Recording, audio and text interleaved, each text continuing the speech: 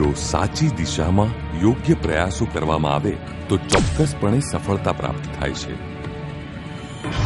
એ રાજ્ય કે 2001 સુધી જેની ગણના થતી હતી પાણી વિહોણા રાજ્ય તરીકે, આજે એ રાજ્ય ધરાવે છે વિશ્વનું સૌથી વિશાળ નહેર તંત્ર. જેના ખેતરોમાં ઉડતી હતી ધૂળની ડમરીઓ, આજે એ રાજ્યના ખેતરો લહેરાય છે હરિયાળા પાકથી.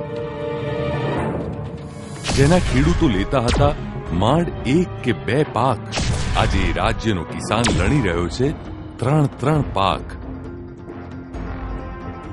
એ રાજ્ય જેની કૃષિ ક્ષેત્રે કોઈ નોંધ પણ નહોતી લેવાતી, આજે એ રાજ્ય છડી પોકારી રહ્યું છે દ્વિતીય હરિયાળી ક્રાંતિનું. હા, એ છે ગુજરાત, સુખ, સમૃદ્ધિ અને હરિયાળીની ભૂમિ. આ સુખ, સમૃદ્ધિ અને હરિયાળીની પાછળ છે 8 વર્ષના ભગીરથ પ્રયાસો. રાજ્યના કિસાનને સારા ઉત્પાદન માટે કાળી મહેનત ઉપરાંત જરૂરી હતી પર્યાપ્ત સિંચાઈની સવલત, ગુણવત્તાસભર જમીન, વૈજ્ઞાનિક માર્ગદર્શન અને ઉચ્ચ ગુણવત્તાવાળા બિયારણ. ખેડૂતોની આ જરૂરિયાતોને પૂરી કરવા માટે રાજ્ય સરકારે દેશમાં પ્રથમ વખત હાથ ધર્યો એક નવીન અને ક્રાંતિકારી મહોત્સવ, કૃષિ મહોત્સવ. મિત્રો, આ રાજ્ય સરકાર એવા કાર્યક્રમ સાથે આગળ વધી રહી છે કે હિન્દુસ્તાનની બીજી હરિયાળી ક્રાંતિનું નેતૃત્વ આ ગુજરાતનો કિસાન કરશે, ગુજરાતની ધરતી કરશે. આ બીજી હરિયાળી ક્રાંતિ પાણીનો બચાવ કરીને કરવાની યોજના બનાવી છે. ટપક સિંચાઈ દ્વારા ગુજરાતની અંદર હરિયાળી ક્રાંતિ લાવી છે. ઓછામાં ઓછા પાણીથી હરિયાળી ક્રાંતિ કરવાના સંકલ્પ સાથે આ રાજ્ય સરકાર આગળ વધી. પાણી, સિંચાઈ માટે પૂરતા પ્રમાણમાં પાણી મળી રહે તે માટે ગુજરાત સરકારે બહુઆયામી પ્રયાસો હાથ ધર્યા. સરદાર સરોવર યોજના ખૂબ ઝડપથી પૂર્ણ કરવામાં આવી. સુજલામ સુફલામ યોજના અંતર્ગત રાજ્યમાં 3 લાખ ચેકડેમો, ખેત તલાવડીઓ અને બોરીબંધોનું નિર્માણ, જેને કારણે ભૂગર્ભ જળના સ્તરમાં નોંધપાત્ર વધારો. પાણીના વિવેકપૂર્ણ ઉપયોગ માટે મોટા પાયે ટેકનોલોજીનો ઉપયોગ, મોર ક્રોપ પર ડ્રોપના સૂત્રને સાર્થક કરતી ટપક સિંચાઈ અને ફુવારા પદ્ધતિને ખેડૂતોમાં સ્વીકૃતિ. આજે આ પ્રયાસોને કારણે સિંચાઈની સમસ્યાનું નિવારણ થયું છે. જમીનની તાસીર મુજબ મહત્તમ ઉત્પાદન મેળવવા જરૂર હતી યોગ્ય પાકની પસંદગી અને ખાતરના યોગ્ય પ્રમાણની સમજણ. સોઇલ હેલ્થ કાર્ડની મદદથી ખેડૂતને જમીન વિશે વૈજ્ઞાનિક માહિતી, કૃષિ વૈજ્ઞાનિકોના સંપર્ક દ્વારા જમીનને અનુકૂળ પાક અંગે માર્ગદર્શન. આજે રાજ્યનો ખેડૂત વર્ષમાં 3 પાક લણે છે. ટેકનોલોજીના વિકાસને ફક્ત લેબોરેટરી પૂરતો સીમિત ન રાખતા તેને ખેડૂતોના દ્વાર સુધી લઈ જવા માટે લેબ ટુ લેન્ડનો નવતર અભિગમ હાથ ધર્યો.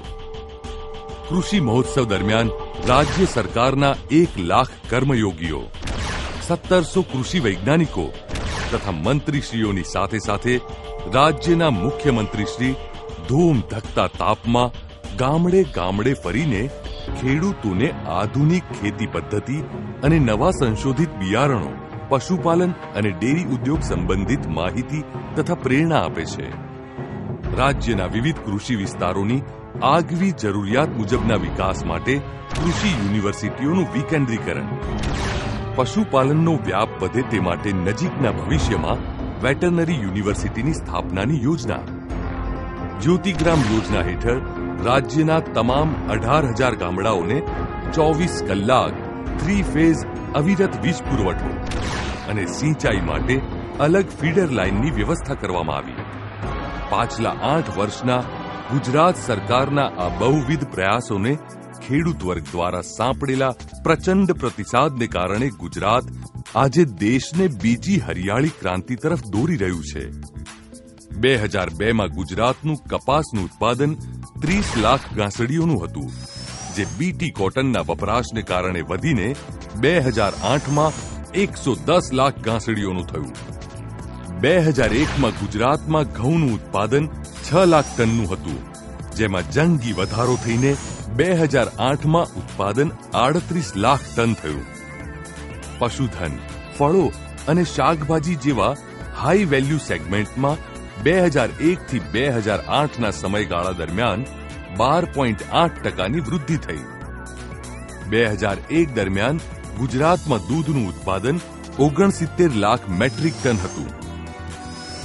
વધીને 2008માં 82 લાખ મેટ્રિક ટનનું થયું. રાજ્યના પશુધનની સંખ્યા 8.28%ના દરે વધીને આજે 235 લાખ પર પહોંચી છે. રાજ્યના જીડીપીમાં તેનો 5.19%નો હિસ્સો છે. બાગાયત વાવેતર વિસ્તાર 2001માં 7 લાખ હેક્ટર હતો, જે વધીને 2008માં 12.6 લાખ હેક્ટર થયો.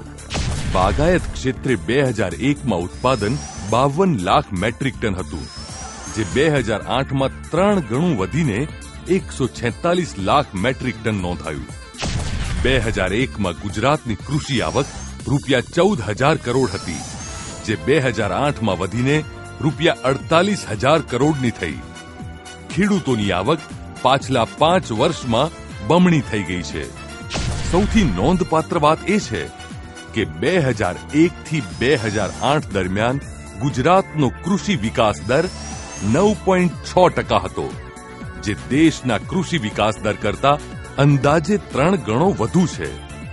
આ આંકડા ભારત સરકારના નથી, પરંતુ અમેરિકાની વિશ્વ વિખ્યાત સંસ્થા international food policy research institute દ્વારા વિશ્વ સ્તરે પ્રસિદ્ધ કરવામાં આવ્યા છે. એક સમયના કૃષિ ક્ષેત્રે અગ્રેસર પંજાબ અને હરિયાણા જેવા રાજ્યોને આજે ગુજરાતે માત કર્યું છે. ગુજરાતની આ સિદ્ધિ અન્ય રાજ્યો માટે દીવાદાંડી સમાન છે. આ બધી જ સિદ્ધિઓ અંગુલી નિર્દેશ કરે છે કે અત્યાર સુધીના રાજ્ય સરકારના પ્રયાસો સાચી દિશામાં છે. સરકારનું માનવું છે કે કૃષિ ક્ષેત્રે ગુજરાત આનાથી પણ મોટી ક્રાંતિ લાવી શકે તેમ છે. જરૂર છે ફક્ત રાજ્યના તમામ ખેડૂત મિત્રોના સાથ અને સહકારની. ગુજરાતનો કિસાન ખુશ છે, ગુજરાતનો કિસાન સમૃદ્ધ છે, અને ગુજરાતનો આ કિસાન આજે વિશ્વાસની સાથે આગળ ધપી રહ્યો છે એક પ્રગતિશીલ ગુજરાત માટે, એક નવી હરિયાળી ક્રાંતિ માટે. હા, એ છે ગુજરાત, સુખ, સમૃદ્ધિ અને હરિયાળીની ભૂમિ.